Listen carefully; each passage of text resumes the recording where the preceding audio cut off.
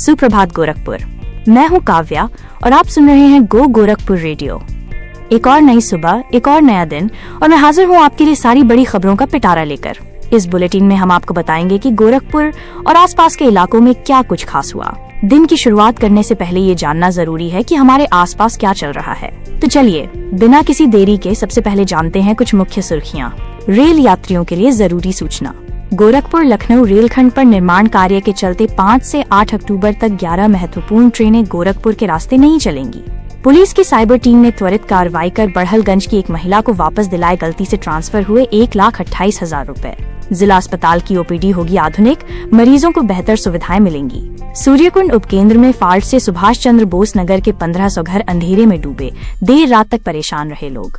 और बेतिया हाता पुलिस चौकी के पास से डोसा विक्रेता का अपहरण कर मारपीट करने वाले 2 आरोपियों को पुलिस ने किया गिरफ्तार। मुख्य आरोपी समेत 4 अब भी फरार। ये थी मुख्य सुर्खियां और अब खबरें विस्तार से।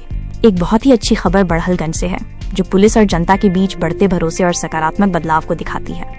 हुआ यूं कि बुढ़नपुरा गांव की रहने वाली रिजवाना के पति अतीउल्लाह ने सऊदी अरब से उनके खाते में 1,28,000 रुपए भेजे थे, लेकिन बैंक खाते की संख्या में 1 अंक की गलती के कारण ये पूरी राशि झारखंड के जमशेदपुर निवासी विशाल कुमार सिंह के खाते में चली गई। रिजवाना ने तुरंत स्थानीय पुलिस से संपर्क किया।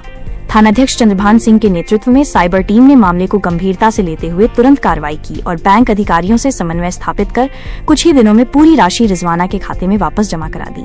चिलुआताल क्षेत्र में एक रोचक घटना घटी जिसने पुलिस और परिवार दोनों की सांसें अटका दी थीं। 10 वर्षीय लक्ष्य प्रताप सिंह नाम का एक बच्चा अचानक लापता हो गया। परिवार ने अपहरण की आशंका जताई, जिसके बाद एसपी उत्तरी जितेंद्र कुमार श्रीवास्तव के नेतृत्व में पुलिस ने बड़े पैमाने पर तलाशी अभियान चलाया। पुलिस ने बच्चे का फोटो जिले भर में प्रसारित कर दिया और रेलवे स्टेशन से लेकर बस अड्डों तक पर तलाशी शुरू कर दी, लेकिन बच्चे का कहीं पता नहीं चला। अंत में पुलिस के खोजी कुत्ते टोनी को बुलाया गया। टोनी ने बच्चे की टी-शर्ट सूंघने के मात्र 15 मिनट के अंदर उसे घर की दूसरी मंजिल के एक कमरे में सोते हुए ढूंढ निकाला। पूछताछ में पता चला कि लक्ष्य अपना होमवर्क पूरा न होने के कारण ट्यूशन से बचने के लिए वहां छिप गया था। शहर के लोगों के लिए स्वास्थ्य सेवाओं से जुड़ी एक अच्छी खबर है। जिला अस्पताल में ओपीडी का नया भवन बनाने का काम तेजी से चल रहा है।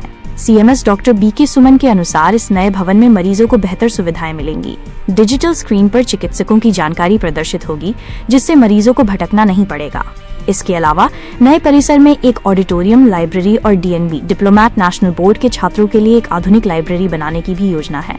गोरखपुर वाराणसी राष्ट्रीय राजमार्ग 24 पर स्थित कसिहार चौराहे पर अंडरपास निर्माण की लंबे समय से चली आ रही मांग को केंद्र सरकार ने मंजूरी दे दी है। केंद्रीय ग्रामीण विकास राज्य मंत्री कमलेश पासवान के विशेष प्रयासों के बाद सड़क परिवहन एवं राजमार्ग मंत्रालय ने इस प्रस्ताव को स्वीकार कर लिया है। इस मार्ग पर वाहनों की गति तेज होने के कारण दुर्घटनाओं का खतरा बना रहता था। अंडरपास के निर्माण से स्थानीय लोगों को सुरक्षित आवागमन की सुविधा मिलेगी और हादसों में कमी आएगी।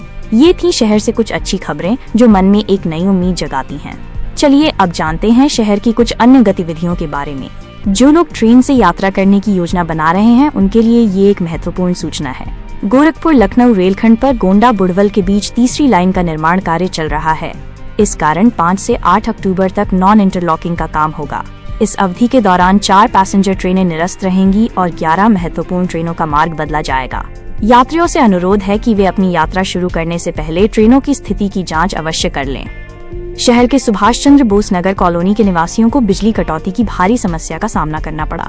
सूर्यकुंड उपकेंद्र के एक फीडर की 11 केवी केबल में फाल्ट आ जाने के कारण लगभग 1500 घर रात 9 बजे से अंधेरे में डूबे रहे।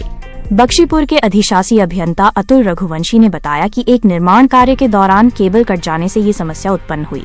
देर रात तक बिजली कर्मी फाल्ट को ठीक करने में जुटे रहे। दीनदयाल उपाध्याय गोरखपुर विश्वविद्यालय से 2 प्रमुख खबरें सामने आईं। विश्वविद्यालय के विज्ञान संकाय में 2 प्रोफेसरों के बीच वरिष्ठता का विवाद सुलझा लिया गया है। बताया जा रहा है कि ये विवाद विज्ञान संकाय अध्यक्ष की आगामी नियुक्ति को लेकर चल रही रस्साकसी से जुड़ा है। एक समिति ने गणित विभाग के प्रोफेसर सुधीर श्रीवास्तव को केमिस्ट्री विभाग की प्रोफेसर सुधा यादव से वरिष्ठ माना है। हालांकि प्रोफेसर सुधा यादव ने इस निर्णय पर असंतोष जताते हुए आपत्ति दर्ज कराने की बात कही है। विश्वविद्यालय का भौतिकी विभाग महान भौतिकविद प्रोफेसर देवेंद्र शर्मा की स्मृति में professor Devendra Sharma memorial lecture series की शुरुआत कर रहा है। इसका पहला व्याख्यान शुक्रवार 26 सितंबर को आयोजित किया जाएगा।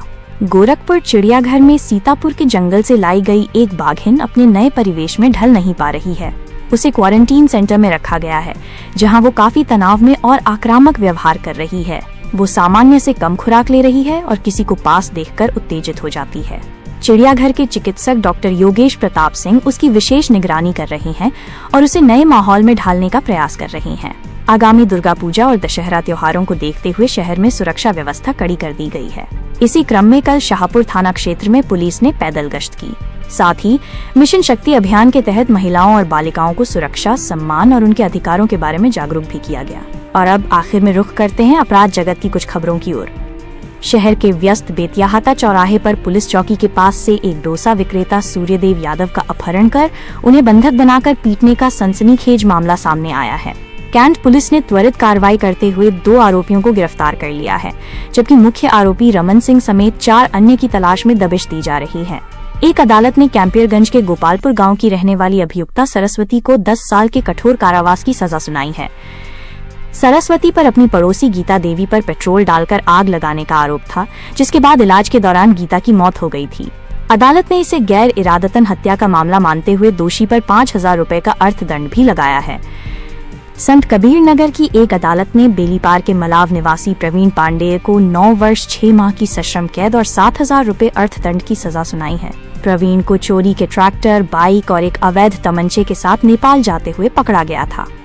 बेलीपार निवासी रविशंकर से 90,000 रुपए की लूट के मामले में निलंबित दरोगा शुभम श्रीवास्तव समेत 5 पुलिसकर्मियों की गिरफ्तारी पर हाईकोर्ट ने रोक लगा दी है। हालांकि पुलिस विभाग इस आदेश को हाईकोर्ट में चुनौती देने की तैयारी कर रहा है। सहजनवा के जयप्रकाश यादव से सिंचाई विभाग में नौकरी दिलाने के नाम पर 2,70,000 रुपए की ठगी की गई।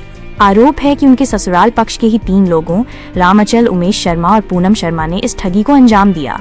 जब थाने में सुनवाई नहीं हुई तो पीड़ित ने एसएसपी राजकरण नैयर से गुहार लगाई, जिसके बाद पुलिस ने केस दर्ज कर जांच शुरू कर दी है। तो ये थी कुछ प्रमुख खबरें। इसी के साथ मैं आपकी रेडियो जॉकी काव्या आपसे विदा लेती हूँ। आपका दिन मंगलमय हो और आप सुनते रहिए गो गोरखपुर रेडियो। धन्यवाद।